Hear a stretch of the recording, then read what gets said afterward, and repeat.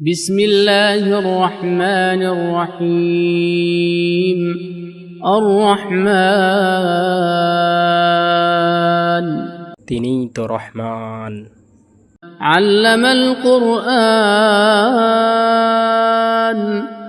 যিনি কোরআন শিক্ষা দিয়েছেন। خلق الإنسان علمه البيان মানুষকে সৃষ্টি করেছেন, তাকে ভাব প্রকাশ করতে শিখিয়েছেন। الشمس والقمر بحسبان চন্দ্র সূর্য একটি হিসাবের সাথে আবদ্ধ আছে। والنجم والشجر يسجدان তৃণলতা ও বৃক্ষ তার সম্মুখে সিজদা করে। والسماء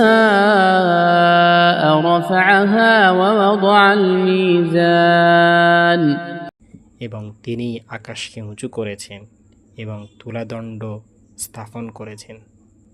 ألا تطغوا في الميزان وأقيموا الوزن بالقسط ولا تخسروا الميزان যাতে তোমরা পরিমাপে জুলুম না করো এবং ইনসাফের সাথে ওজন ঠিক রাখো এবং পরিমাপে কম না দাও। والأرض وضعها للأنام এবং পৃথিবীকে সৃষ্টি করেছেন সৃষ্টিজীবের জন্য। فيها فاكهة والنخل ذات الأكمام তাতে আছে ফলমূল এবং চুমরিযুক্ত খেজুর। والحب ذو العصف والريحان এবং খোসা বিশিষ্ট শস্যদানা ও সুগন্ধযুক্ত ফুল।